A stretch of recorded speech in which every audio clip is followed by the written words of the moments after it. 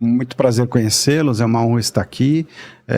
Estou à disposição da equipe de vocês para responder e participar dos debates, daquilo que vocês quiserem tratar nesse momento de luz, né? Porque todo encontro, né? Já dizia Vinícius de Moraes, a vida é a arte do encontro, embora já tanto desencontro pela vida, que a gente se encontre realmente e produza um encontro agradável, instrutivo, educativo para todos nós. Muito bem. César, é um prazer tê-lo conosco. Vamos iniciar o nosso 18 de hoje e pela nossa conversa aqui de bastidor, você tem uma longa experiência, né? Em várias áreas e pelo que eu percebi na nossa conversa, vários momentos de mudanças, escolhas, né? E novos caminhos. Eu acho que isso vai ser bem legal para o pessoal que nos assiste saber de você. Mas antes da gente navegar nesse mundo todo, como é que foi a tua infância? Você já tinha uma orientação dentro da religião que você professa hoje, da sua filosofia ou não? Sua família, seus pais eram de outra religião? Como foi essa tua infância? Católica, né? Minha família é católica, meu pai e minha mãe eram católicos e toda a nossa instrução vinha do catolicismo, né? Que era muito forte, ainda mais naquele período. Eu nasci em 1963, né? E a minha família era do interior de São Paulo, mas veio residir em São Paulo, né? Vieram de Marília e Veracruz, onde meus pais se casaram, e vieram residir em São Paulo no início da década de 50. Eu nasci 10 anos depois, em 63, já nasci na capital, embora meus irmãos tivessem nascido no interior, e tivemos uma criação tipicamente católica. Né? Tá, entendi. O catolicismo foi o meu berço. E lá você cumpriu todos os ritos do catolicismo, Total. Né? Batismo, primeira comunhão, né? Crisma. Isso. E você foi dentro dessa perspectiva de fé, e eu creio que te serviu muito também, né? Porque não importa a formação lá na nossa mais tenra idade, sempre fica muito enraizado em nós, né? A gente traz essa herança, né, no nosso DNA. E você viveu tempos bons nessa época, foi em São Paulo mesmo, né, conforme você falou, e isso foi importante para a sua formação? Muito, né? Tinha um pai extremamente trabalhador braçal, era caminhoneiro, mas assim, uma pessoa íntegra, né? E ele educava muito mais pelo exemplo do que por outra coisa qualquer, porque ele não tinha muita instrução. Mas a pouca instrução que ele tinha, ele usava muito, era um homem muito inteligente, né? Meu pai fez apenas os 4 anos do ensino, atualmente chama-se ensino fundamental, né? Anos iniciais, na época chamava grupo escolar. Então você completava aqueles 4 anos, era muito difícil para meu pai que morava em fazenda, em lugares assim muito afastados dos grandes centros, prosseguir nos estudos.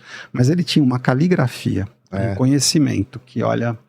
Tem muita gente que hoje no ensino médio não tem.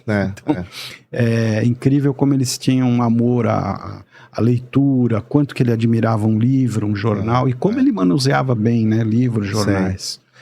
Você me falou uma coisa agora que me remeteu ao meu pai também. Meu pai tinha uma letra, né, uma escrita muito bonita. Meu pai vem de Minas Gerais, né, e minha mãe também. E uma coisa que me chamava muita atenção... o domínio que eles tinham sobre a escrita e a matemática. Minha mãe até hoje conta assim de cabeça, coisa que de verdade eu pego calculadora. E por mais que eles tenham tido uma formação muito menor do que nós tivemos oportunidade, mas eles realmente dominavam algumas operações de maneira que até hoje é difícil de entender. Minha mãe é impressionante. É impressionante. Bom, aí como é que essa sua trajetória, né? Você, profissionalmente, a sua escolha já tinha alguma relação com a espiritualidade? Você sentia alguma coisa? Porque, César, uma coisa que eu percebo, claro que não é todo mundo, mas tem muita gente que vai fazer... já por uma coisa que ele não compreende, né? Por que eu estou buscando aquela profissão? Será que tem alguém assoprando aqui, né? Uma metáfora? Mas como é que foi para você? A sua primeira formação não foi com nada que você faz hoje, né? Não, porque exatamente... tem muita relação, mas especificamente não, porque o jornalismo desenvolve a capacidade comunicativa do indivíduo, óbvio. Escrita. E você usa isso em todo lugar, escrita, oral... eu fiz um curso de jornalismo que, nossa, se eu tivesse que fazer de novo, eu faria, porque é um curso que me abriu portas para compreensão, leitura, interpretação de texto, redação, né? Relação interpessoal. Muito forte, Inclusive o curso, tinha muitas matérias da disciplina de letras, né? E aí da faculdade de letras, desculpe. E o que acabava acontecendo? Naquela época, quem era jornalista também poderia lecionar português, né? No ensino fundamental. A carga de língua portuguesa era pesada, né? Era muito forte, naquele período existia. Que ano que foi você? De 82 a 85 na PUC. O curso, inclusive, foi reconhecido pelo MEC, né? Durante essa permanência lá, e tinha expoentes da educação muito fortes, né? Que a gente trabalhava com eles lá, né? Eu me lembro de vários professores, Ivo Assad, Carlos Gardim, né? Um que foi diretor, inclusive, da TV Cultura, Gabriel Prioli, eram nossos professores, né? De redação, era o mesmo mestre de redação da Folha de São Paulo, que era o Luiz Egito. Então, nós tivemos um berço, assim, escolar muito bom. E na mesma PUC, na época, a gente tinha algumas matérias que se chamavam optativas e você poderia fazê-las. E era muito comum a gente encontrar na área de ciências da religião uma pessoa que eu conheci lá e que me tornei admirador dela, assistia muitas aulas dele, palestras, o professor Mário Sérgio Cortella. Então, foi uma grata satisfação. Que professor da PUC hoje, né? Já há muito tempo. Né? Ele está aposentado agora, mas ele era um dos papas ali da PUC de São Paulo, e foi um período muito difícil também, que nós vivíamos num regime de exceção, né? Foi uma luta muito forte para a gente restabelecer o movimento democrático no país, e nesse período não havia tanta liberdade como a gente tem hoje de se expressar, né? Então a gente tinha um certo receio de falar, falava meio que baixinho, né? Com medo das consequências, mas foi o término desse regime de exceção que a gente acompanhou muito bem lá. A redemocratização. E a PUC foi o berço de resistência, né? Foi. É importante ressaltar isso, que ali foi um berço literal de resistência contra ao regime militar, civil, que infelizmente a gente teve no nosso país, que é inegável. O Tuca foi incendiado, inclusive, sim, invadido, né? Eu estava lá, exatamente. Eu saí vivo realmente por Deus. Foi algo que a gente sentiu, tinha muita presença de forças extremistas dentro da universidade, muitas vezes disfarçadas, né? Não havia a liberdade que é hoje.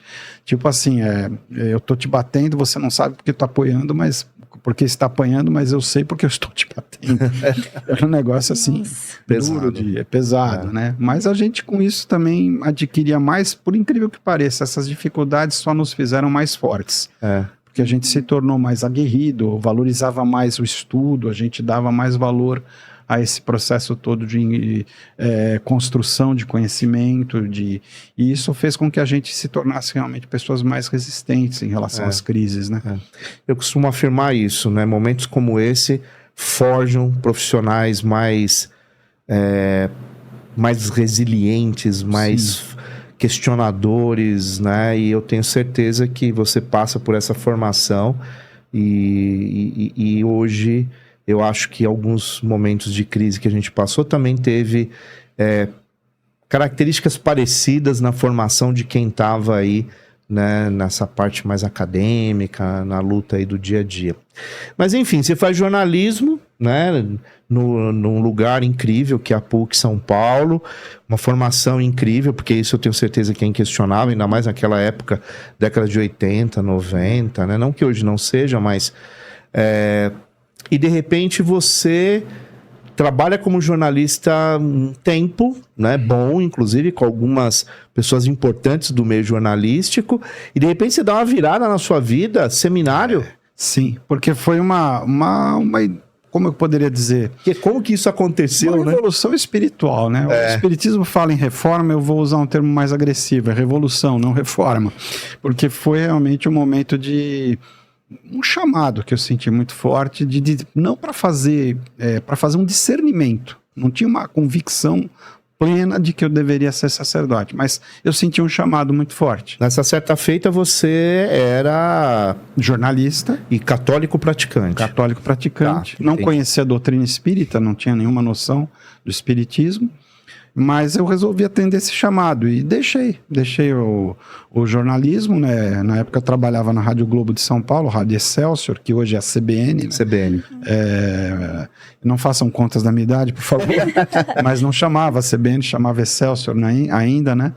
E inclusive um dos slogans da rádio era Excelsior, a máquina do som, né? A máquina do som. E o diretor era o Maurício Kubrusli, que depois se tornou repórter da TV Globo também, né?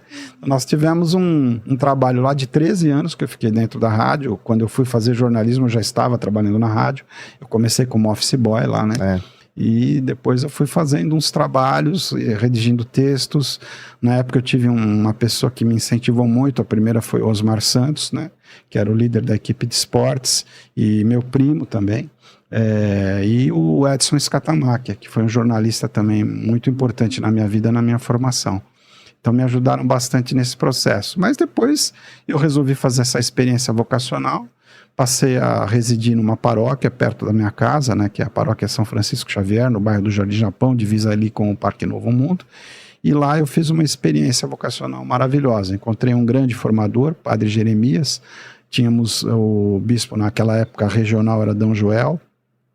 E o cardeal de São Paulo era Dom Paulo Evaristo. Essa época era a teologia da libertação. Sim, tinha um forte viés pela teologia da libertação, mas havia uma divisão muito forte já. Sim, sim. Porque estava tendo aí um movimento aí, dentro da própria igreja de resistência a isso. A isso, E embora se te falasse muito de teologia da libertação, Leonardo Boff, a gente lia todos os livros do Leonardo Boff. As comunidades eclesiais de base, isso, né?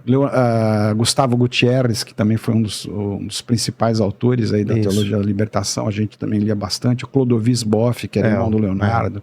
Foi todo um pessoal aí que fez um trabalho muito forte associado à mudança, à abertura democrática do país, tá? Isso. Foi isso. Eu vivi muito esse momento. Nós tínhamos aí uma militância muito forte dentro das comunidades eclesiais de base, e foi um momento realmente importante para mim. Mas já no seminário a coisa se voltou mais para o movimento do meu eu interior.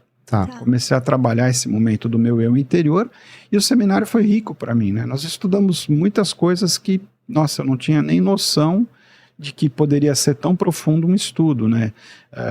E esse curso de filosofia que eu fiz dentro do seminário foi muito útil para mim, porque era filosofia, mas tinha muito conteúdo que também era de natureza teológica, e depois história junto também, né? As matérias de história que a gente cursava, que nos dariam mais tarde o direito de lecionar história também. E esse curso foram 3 anos da minha vida que foram muito ricos. Eu fiz um discernimento vocacional, vi que não era a minha vocação viver como sacerdócio, exatamente porque eu comecei a sentir necessidade, vontade, sonhar em ter uma família, né? E exatamente o sacerdócio dentro da Igreja Católica, ele tem que ser exercido dentro do princípio de celibato, que não é uma lei de Deus, mas é uma disciplina da Igreja. Sim. Isso é importante dizer, né? E é uma regra que, se você entrou e aceitou, tem que respeitar. Tem que respeitar. E exatamente eu respeitando isso durante todo o meu tempo de seminarista, eu decidi optar por um outro caminho, quis ser pai.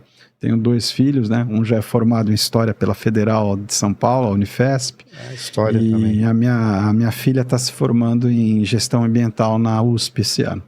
Então, graças a Deus, deu certo. O caminho era outro mesmo. Eu me sinto muito bem como pai de família, e o que é gostoso, eu não perdi o meu cristianismo, né? Não perdeu. Eu não deixei de ser cristão porque me tornei pai. Pelo contrário, acho que eu me tornei um melhor cristão, melhor, exatamente pela experiência da paternidade, da família, né? Que foi para mim um desafio. E no momento do seminário, você era diocesano. Sim. Seminário diocesano. Diocesano, ligado Zona Norte aqui, Zona Norte, Dom Joel, e o bispo regional Dom Joel, e o cardeal era Dom Paulo, né? Dom Paulo. Isso. Dom Paulo. Que época, hein? Foi uma época forte. Intelectuais aí à frente, né? Muito, muito bom mesmo.